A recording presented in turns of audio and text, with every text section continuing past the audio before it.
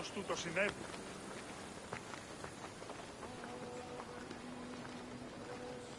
Ποιος εμέ περιπέσει?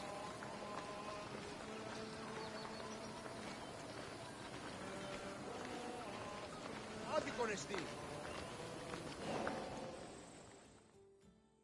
Greetings, wanderer, and welcome to the Agora of Athens.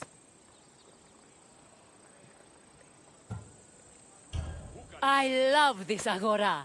Where else could you find a common fish merchant and an extravagant jewelry seller within a few feet of each other? It's that kind of variety that makes city life so rich and exciting. The Agora is the beating heart of any Greek city. It is a place where all types of people may gather, from citizens and foreigners to magistrates and philosophers. All manner of business is conducted here, including political meetings, legal proceedings, and trade. When you finish exploring, come find me, and we can talk more. See you soon, wanderer.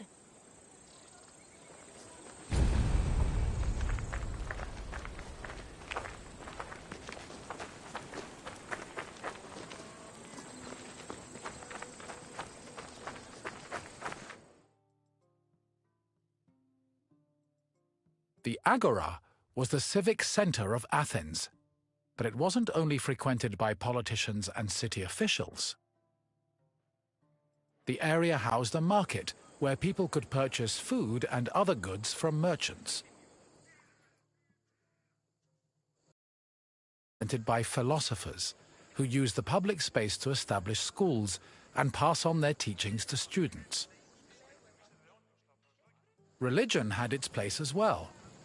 Temples dedicated to Hephaistos and Apollo were located in the Agora, along with the altar of the 12 gods and the monument of the eponymous heroes.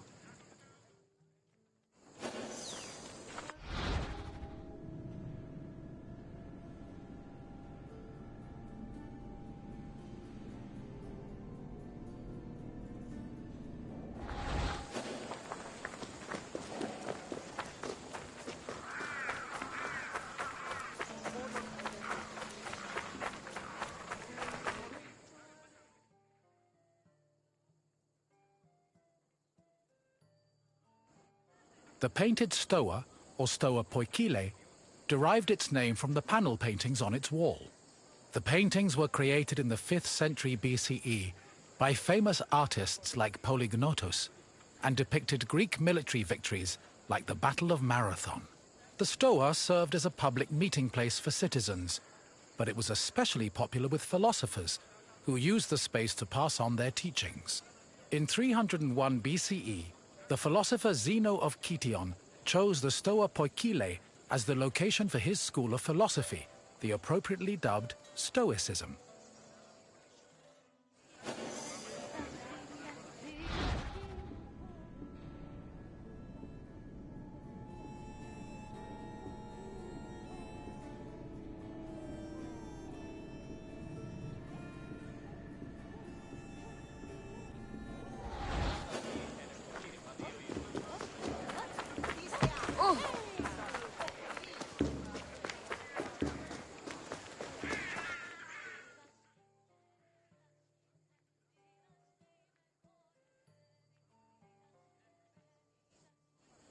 Trade in the Agora was supervised by magistrates. There were 5 agoranomoi, who kept order in the market, controlled the quality of goods, and collected market dues. This provided revenue to the city and helped pay the magistrates and those in charge of maintaining order. The market benefited everyone. Customers bought what they needed, merchants made their living, and city officials received the money they needed to keep the wheels of democracy turning.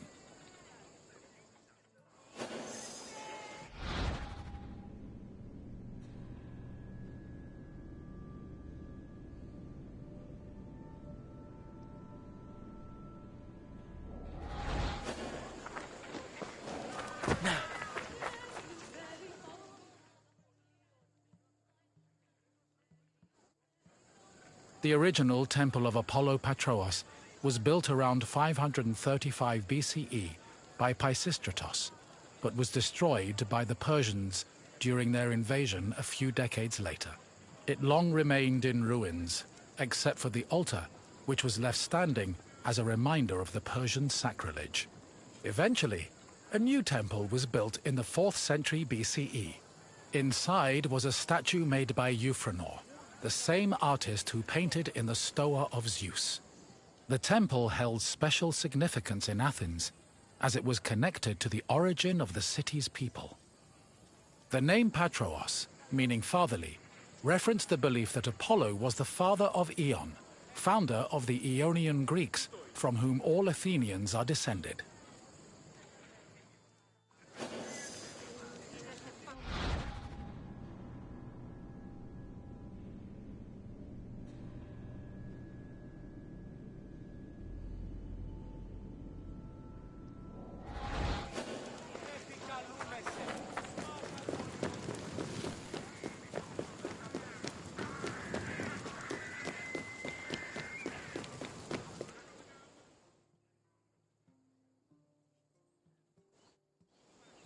The Temple of Hephaistos overlooks the Agora from the Colonus Agoreus hill. Today it is one of the best preserved temples in Greece, owing to its conversion to a church in the Middle Ages.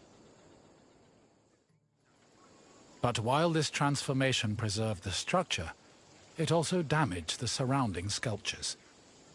The temple was dedicated not only to Hephaistos, the god of metallurgy, but also to Athena Ergane, goddess of arts and crafts. Nearly every part of the Hephaistelon was lavishly decorated with depictions of famous mythological events, like the labors of Theseus. The Theseus scenes gave the temple the nickname Thesion, a name that lives on today as a city district in Athens.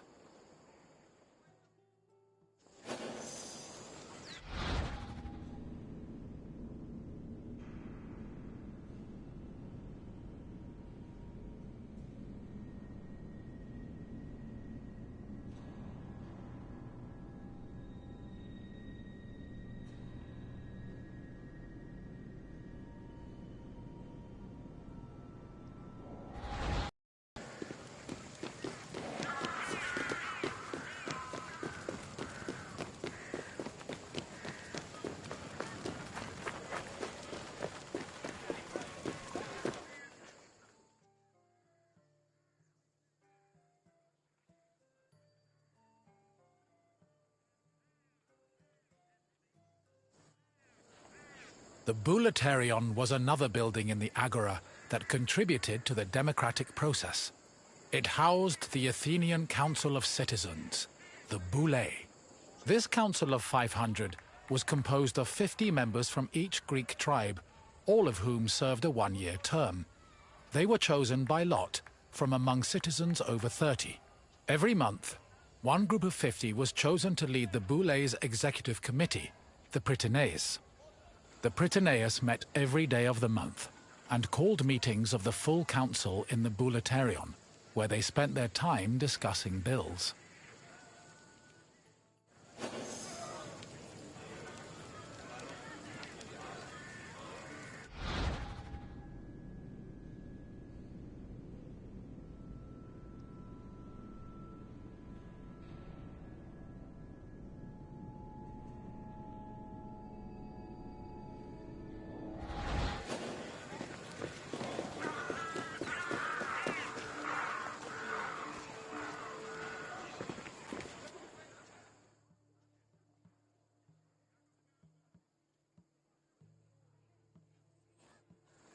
The Prytanelon was one of the most important buildings in the Agora, as it was the headquarters of the Prytaneis. The Prytaneis was the executive committee of the Boulé, who ran the city's daily operations. The Prytaneis dined in the Prytaneon, and 17 of them slept on site to ensure there were always officials available to deal with emergencies. The Prytaneon also housed the official weights and measures of the city. The Fire of Hestia, which provided sacred fire for all public sacrifices, was also located there.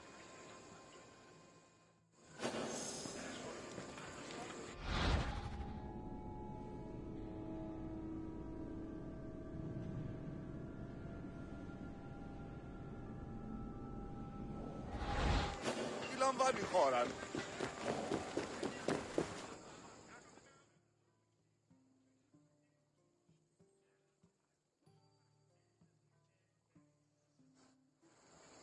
The Heliaia was the most important court in Athens and was presided over by a group of judges called Heliasts. Judging was a regular part of an Athenian citizen's life, with trials happening almost every day. Heliasts were chosen randomly based on two factors. First, that they were on the official list of 6,000 potential Heliasts. Second, that they were present at court on the day of the trial. A stipend of 2 obols was established by Pericles to compensate for the loss of work while on Heliast duty, and also to encourage participation in the judiciary process.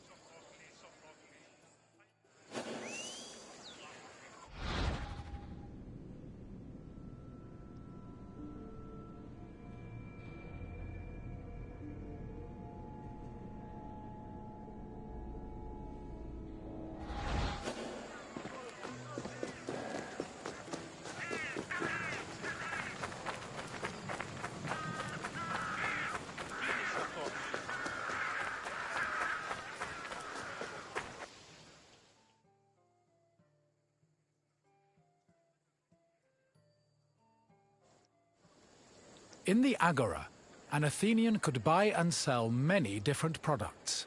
The permanent retail market was divided into sections according to the category of merchandise. Merchants and craftsmen who worked in the market could be citizens, foreigners, or even freed slaves. They sold everything from food and clothes to jewelry and slaves. With so much variety, competition was fierce, and that competition helped regulate the market's prices.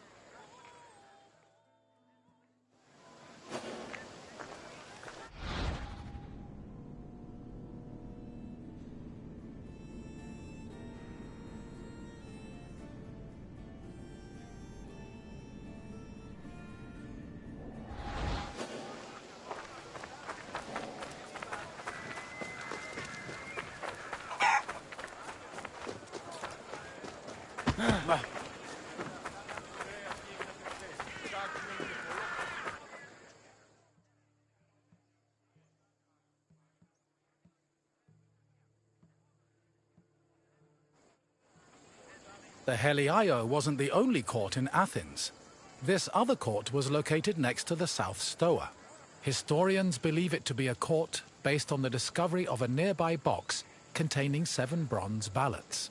These ballots were used by jurors to give their verdicts. The reason trials were so common in Athens might have been related to their democratic regime, which promoted the individual's right to demand reparations for injustice. However, not all legal matters were settled in. If a claim was small enough, it was settled individually by a magistrate. Public trials were reserved for more serious offenses, such as murder, theft, and political crimes.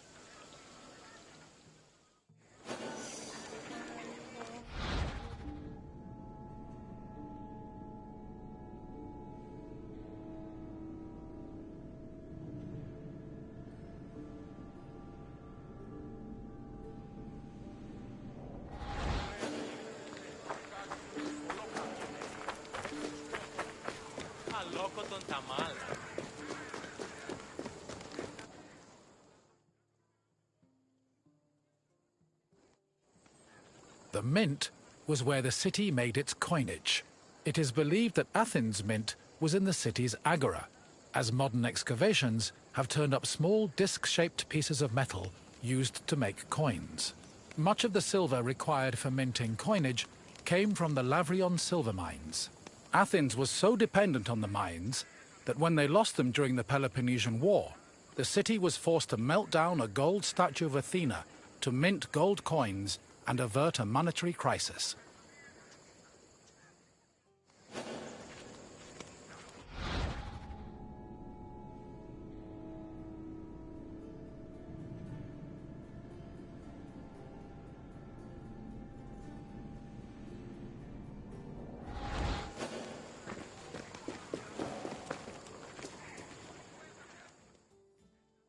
You have now experienced the Agora, following in the footsteps of countless Athenians before you.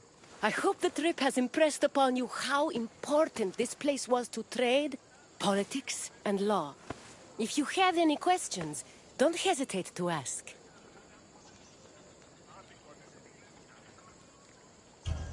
Very well. Let's begin. Which philosopher's school took its name from the painted Stoa? Yes, Xenon taught at the Stoa, and so he and his followers were dubbed Stoics. Time for another question. What other name has the Hephaistelon gone by?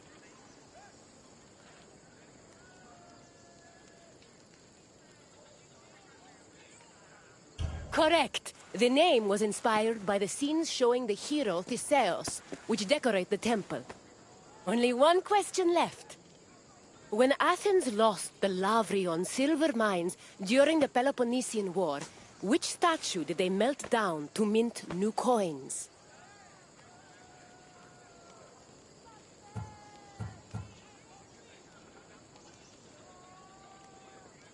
Correct. The Athenians melted down a statue of Athena to mint gold coins. It's clear you are very familiar with the Agora of Athens. I'm impressed. As you wish. Let's see what else Greece has in store for you.